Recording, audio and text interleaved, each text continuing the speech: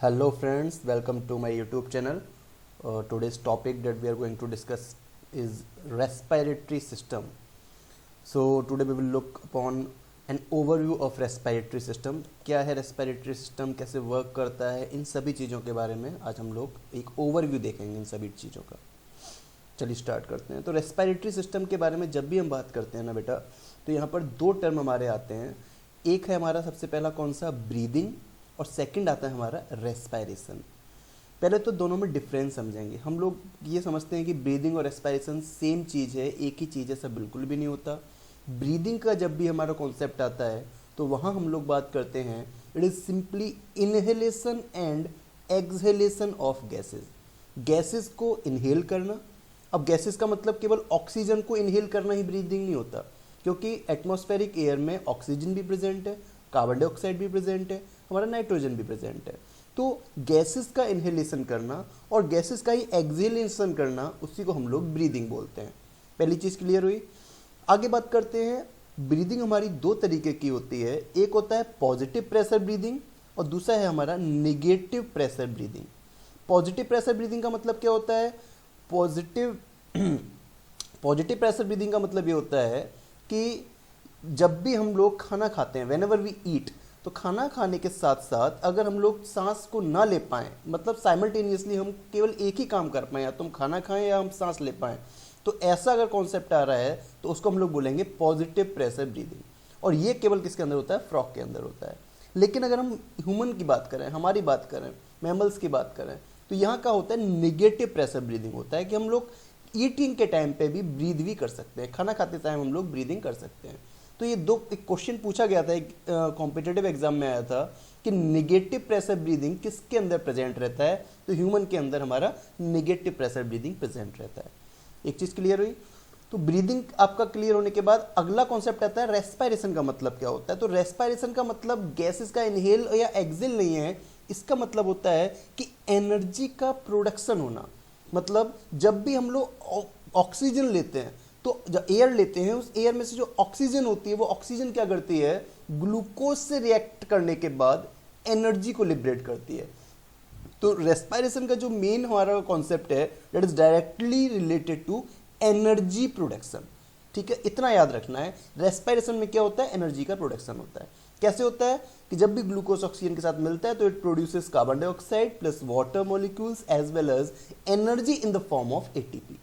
ठीक है, तो ये जो रेस्पिरेशन की प्रोसेस होती है, जो फिश होती है, जो मछली होती है, उसके अंदर गिल्स के थ्रू होती है, और जो ह्यूमन होते हैं, मेमल्स होते हैं, उनके अंदर लंग्स के अंदर रेस्पिरेशन होता है। ठीक है, तो ये दो चीज़ें होंगी आपकी रेस्पिरेटरी सिस्टम में। दो कॉन्सेप्ट हो गए, एक हो गया ब्रीदिंग का और दूसरा हो गया रेस्पिरेटरी सिस्टम, रेस्पिरेशन का। अब थोड़ा समझेंगे पाथवे क्या होता है। देखिए, इस वाले पाथवे से, ये जो मैंने आप लोगों के सामने चार्ट बनाया हुआ है, इस पूरे चार्ट से कई बार क्वेश्चंस बने हैं। मतलब क्या इनका सीरीज़ है, पहले क्या रहता है, उनके क्या क्या फंक्शंस हैं। देखिए, मैंने एक की मैं कंक्लूड करने की कोशिश की है कि ब्रीदिंग एंड रेस्पिरेटरी पाथवे में एटमॉस्फेरिक एयर जो होती है वो हमारे एक्सटर्नल नॉस्ट्रिल्स के थ्रू हमारी बॉडी में अंदर जाती है, एंटर करती है। एक्सटर्नल नॉस्ट्रिल्स के बाद इंटरनल लेयर्स में जाती है। इंटरनल लेयर्स के बाद फेरिंग्स आता है। सबसे पहले गलती यहाँ भी होती है, लोग पहले लेरिंग्स लिखते हैं, नहीं, सबसे पहले आता है फेरिंग्स।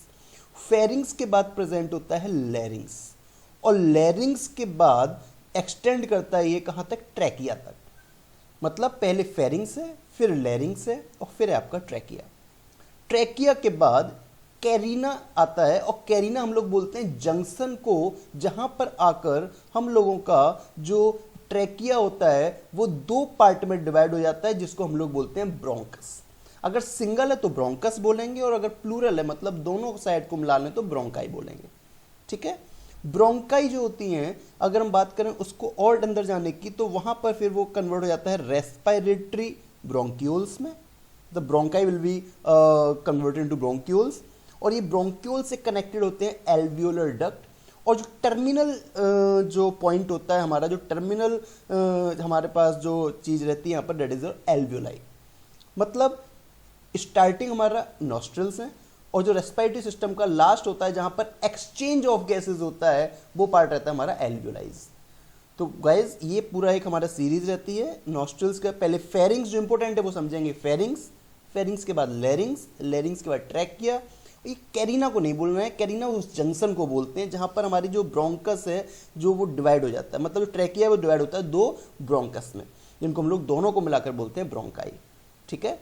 दूसरी चीज, एक्सटर्नल नॉस्ट्रल से लेकर ब्रोंकाई तक हम बोलते हैं कंडक्टिंग पार्ट, मतलब यहाँ पर कहीं भी गैसेस का मतलब एक्सचेंज नहीं होगा।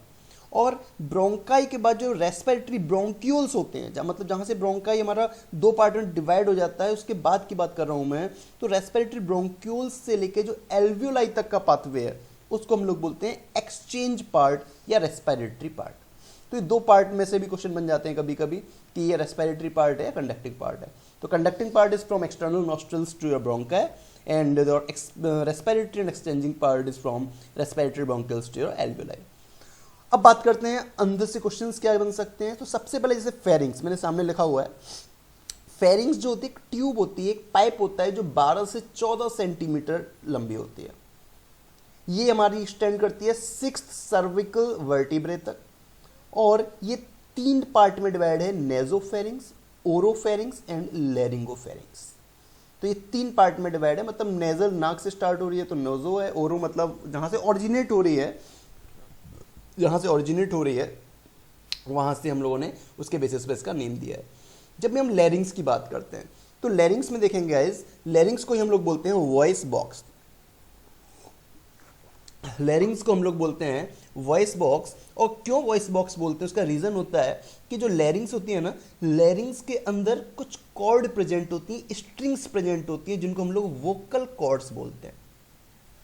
जब भी हम लोग इनहेल करते हैं या जब भी हम एक्सेल करते हैं तो हमेशा याद रखना जो हमारी साउंड का प्रोडक्शन होता है वो कभी भी इनहेलेशन के टाइम पे नहीं होता। साउंड का जो प्रोडक्शन होता है हमेशा एक्सेलेशन के टाइम पे होगा। मतलब सांस लेते टाइम हम लोग नहीं बोलते, हमेशा सांस छोड़ते टाइम बोलते हैं। तो एक ये अच्छा पॉइंट है कि जो वॉइस प्रोड्यूस होती है, साउंड प्रोड्यूस होता है, that is always during expiration. दूसरी चीज, जो वॉइस कॉर्ड में मतलब साउंड प्रोड्यूस क्यों हो रही है, क्योंकि जब भी हम एक्सपायरेशन करते हैं तो उसके कारण क्या होता है, वोकल कॉर्ड्स में वाइब्रेशन प्रोड्यूस होता है, और जब भी वाइब्रेशन प्रोड्यूस होता है तो वहां से हमारा साउंड प्रोड्यूस होगा। अब 2 तरीके का साउंड प्रोड्यूस हो सकता है। देखिए पहली चीज तो मैं जो भी पॉइंट बोल रहा हूँ वो सारे के सारे आप नोट करते जाइए जो यहाँ पर नोटेड नहीं है। जब भी हम लोग एक्सपायरेशन करते हैं तो मैंने ये बताया क्या होता है, साउंड प्रोड्यूस होता है। और साउंड प्रोड्यूस होता है तो 2 तरीके की पिच होती है यहाँ पर, एक होता है हाई पिच साउंड, एक होता है low pitch sound. High pitch sound का मतलब कभी भी ये नहीं सोचना है कि बॉयज के अंदर होगा। हाई पिच साउंड का मतलब होता है कि वो तीखी आवाज होती है, बहुत सॉफ्ट और मधुर आवाज होती है, और ये होती है गर्ल्स के अंदर। बॉयज के अंदर हमेशा लो पिच साउंड होता है, इसीलिए बॉयज की जो आवाज होती है वो बेसुरी बोल सकते हैं, और we can say it is भारी आवाज, राइट। तो ये होता है हमारा वॉइस बॉक्स की चीज। अगला पॉइंट है कि जो लेरिंग्स होता है ना, ये हमारा जो लाया करता है, ये 3rd, 4th, 5th और 6th सर्विकल वर्टिब्रा तक लाई करता है, मतलब इन चारों तक एक्सटेंड करता है, 3, 4, 5 और 6 तक। पुबर्टी, पुबर्टी के बाद क्या होता है, after puberty this larynx grows larger in male, males के अंदर ये ज़्यादा मतलब बड़ा हो जाता है, और जब ये मेल्स के अंदर ज़्यादा ग्रो करता है तो फिर इसी को हम लोग बोलते हैं एडम्स एप्पल। ठीक है। इसका जो स्ट्रक्चर की बात करते हैं तो ये 2 तरीके की कार्टिलेज प्रेजेंट है यहाँ पर। देखो अच्छा क्वेश्चन बनता है कि हाइलिन कार्टिलेज कहाँ प्रेजेंट होती है, लेरिंग्स में। और हाइलिन कार्टिलेज 3 तरीके की कार्टिलेजेस से बनती है, एक थायराइड कार्टिलेज, क्रिकॉइड कार्टिलेज और आर्टिनोइड कार्टिलेज। लेकिन अगर आपसे पूछा जाएगा एपिग्लोटिस जो होता है वो कौन से टाइप की कार्टिलेज से है, तो यहाँ पर ये इलास्टिक फाइब्रो कार्टिलेज की रहती है। एक फ्लैप कवर रहता है जो कि आपका फूड पाइप और विंड पाइप दोनों को अलग करता है। ठीक है। तो डेट इज अ एपिग्लोटिस। तो that is all about larynx. जो भी आपके लेरिंग्स क्वेश्चंस बन सकते हैं वो मैंने आपको सारे इस बॉक्स के अंदर लिख दिए हैं। अब बात करते हैं लेरिंग्स के बाद आता है ट्रैकिया। ट्रैकिया वो लंबा सा पाइप है जिसको हम लोग विंड पाइप बोल रहे हैं, और ये आपका 5th थोरेसिक वर्टिब्रा तक है। देखिए अब ऊपर मैंने एक टर्म यूज किया था सर्विकल वर्टिब्रा, अब आ गया थोरेसिक वर्टिब्रा। एक्चुअली ये थोरेसिक और सर्विकल क्या है, ये आपके स्पाइनल नर्व्स के बेसिस पे हम लोगों ने डिवाइड किया है। मतलब सबसे पहले सर्विकल नर्व्स होती हैं, फिर थोरेसिक होती है, फिर लंबर होती है, फिर सैक्रल होती है, कॉकिक्स होता है। तो इस तरीके से 5 पार्ट में स्पाइनल नर्व्स डिवाइड है। तो उन स्पाइनल नर्व्स को रेफरेंस मानकर उनके कंपैरिजन में मैं आप लोगों को इसकी एनाटॉमी बता रहा हूँ।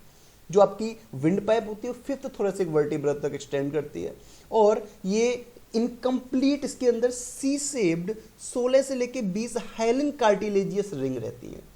मतलब देखो बहुत सारे क्वेश्चन बन सकते हैं, कितनी रिंग्स हैं? लगभग 16 से 20 है। कौन सी रिंग है? कार्टिलेजियस। कौन सी कार्टिलेजियस रिंग है? हाइलिन कार्टिलेजियस रिंग्स है। ये कैसी होती है? इनकम्प्लीट सी शेप्ड, मतलब आधी सी शेप्ड की रिंग है। ये पूरा सर्किल, ओ सर्किल क्यों नहीं होता? उसका रीजन होता है, पहले तो यहाँ पे 2 पॉइंट ये बनते हैं कि रिंग्स प्रेजेंट ही क्यों होती हैं। क्योंकि अगर ये रिंग्स प्रेजेंट नहीं होंगी तो ये जो पाइप है, विंड पाइप है, ये ब्रस्ट हो जाएगा, फट जाएगा। अगर बहुत ज़्यादा हम लोग बोलेंगे, चिल्लाएंगे तो पाइप फट सकता है। तो कोलैप्स ना हो इसलिए रिंग्स प्रेजेंट होती हैं। और इनकम्प्लीट क्यों प्रेजेंट होती हैं? क्योंकि इसी के जस्ट पीछे प्रेजेंट होता है फूड पाइप। अगर ये रिंग्स प्रेजेंट पूरी हो जाएंगी तो हमारा जो खाना जो रहता है, तो नेचर ने इस तरीके से बनाया है कि वो फूड हमारा नीचे आगे प्रोपोगेट नहीं करेगा। ठीक है, तो ये हुआ ट्रैकिया। ट्रैकिया के बाद कैरिना है, और कैरिना को मैंने भी आपको बताया था, इसको हम लोग जंक्शन बोलते हैं। उसके बाद ब्रोंकाई है। ब्रोंकाई मतलब 2 पार्ट में डिवाइड हो गया ब्रोंकस में, दोनों को मिला के मैंने ब्रोंकाई बोला। Primary bronchioles, secondary bronchioles, tertiary bronchioles, ये आपकी ब्रांचेज हैं जो आपस में अंदर जाते जाते और खुलती जाती हैं। तो ये हमारा कंडक्टिंग पार्ट इतना हुआ। जब भी मैं रेस्पिरेटरी पार्ट की बात करता हूँ तो यहाँ पर रेस्पिरेटरी ब्रोंक्यूल्स हैं या एल्वियोलर डक्ट है, एल्वियोलाई, इनकी बात हम लोग भी अगली स्लाइड में करेंगे। तो गाइज ये पूरा हमारा पाथवे है, ब्रीदिंग और रेस्पिरेटरी पाथवे। आगे बात करते हैं जी कि सर्कुलेटरी सिस्टम वर्क कैसे करता है। देखिए, अगर हमको लंग्स समझने हैं तो पहले ये समझना होगा कि लंग्स खुद हमारा डिपेंड है किसी दूसरे ऑर्गन पर।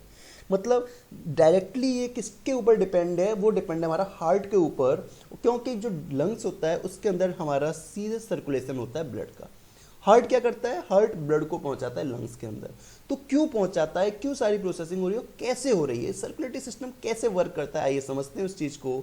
तो ये सबसे पहले हम बात करते हैं, स्टार्टिंग होती है हमारी पेड़ से, ट्री से। देखिए, नेचर में हमारे प्लांट्स प्रेजेंट हैं और वहाँ से हमको मिलता है ऑक्सीजन। बिल्कुल स्टेप बाय स्टेप समझेंगे। ये जो ऑक्सीजन होता है, ये ऑक्सीजन सीधे जाता है हमारे बॉडी में और पहुँचता है लंग्स में। जैसे ही ऑक्सीजन लंग्स में पहुंचा, तो लंग्स में ऑक्सीजन के पहुंचने के बाद ये जो हमारा ऑक्सीजन होता है, ये ऑक्सीजनेटेड ब्लड जिसको हम लोग बोल सकते हैं उस फॉर्म में, मतलब ये जो ऑक्सीजन होता है ये ब्लड को ऑक्सीजनेटेड कर देता है, और ऑक्सीजनेटेड ब्लड हमारे पहुंचता है हार्ट के अंदर via pulmonary veins. Pulmonary veins क्या करती हैं? पल्मोनरी वेन्स कैरी करती हैं ऑक्सीजनेटेड ब्लड को, और ये जो ऑक्सीजनेटेड ब्लड होता है वो हार्ट में पहुंचता है। ठीक है, ये देखिए ऑक्सीजनेटेड ब्लड हार्ट में पहुंचा, और जैसे ये हार्ट में पहुंचा तो हार्ट में पहुंचने के बाद अब यहाँ से ये जो ऑक्सीजनेटेड ब्लड होता है ये पहुंचता है हमारी बॉडी में, और जो भी इसके टारगेट सेल्स एंड टिश्यूज रहते हैं वहाँ तक ये पहुँचता है। देखिए जिस तरीके से ऑक्सीजनेटेड ब्लड है ये पहुँचता है हमारे टिश्यूज़ के पास। ठीक है, अब देखिए जब ये टिश्यू के पास पहुंच गया तो आपको पता है हमारी सेल्स में, टिश्यू में क्या प्रेजेंट है? यहाँ पर ग्लूकोज प्रेजेंट है, और जब ये ग्लूकोज से ऑक्सीजन ऊपर से आया है, जब ये ऑक्सीजन इस यहाँ पर टिश्यूज में जो ग्लूकोज प्रेजेंट होगा उससे रिएक्शन करेगा, तो देखिए स्टार्टिंग मैंने बताया था ना आपको रेस्पिरेशन, यहाँ पर हमारी स्टार्ट होगी रेस्पिरेशन प्रोसेस, क्योंकि ये ऑक्सीजन बाइंड कर जाएगा ग्लूकोज से और ये रिएक्शन कॉज कराएगा कि glucose plus oxygen it will gives to carbon dioxide and water molecules along with energy that will be released in the form of ATP.